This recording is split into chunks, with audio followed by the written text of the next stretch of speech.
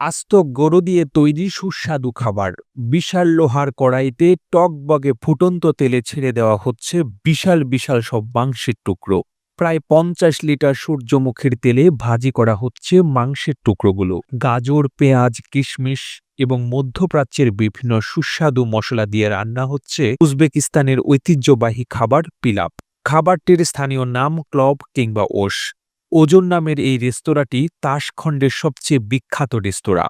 বিশাল বিশাল চুলায় পিলাপ রান্না হয়, আর এই সুস্বাদু খাবারটি খেতে সর্বদা এখানে ভিড় লেগেই থাকে। প্রতিদিন ৩,০০০ মানুষের ক্ষুধা মেটায় এই বিশাল লোহার পাত্রের পিলাপ। তবে এর চেয়েও বৃহৎ পরিসরে পিলাপ রান্না করা হয়।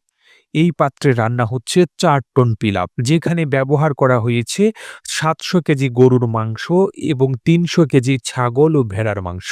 রান্নার কাজে অংশ নিচ্ছেন ১৫ জন রাঁধুনি। পিলাপ রান্নার প্রধান চ্যালেঞ্জ আগুন নিয়ন্ত্রণ।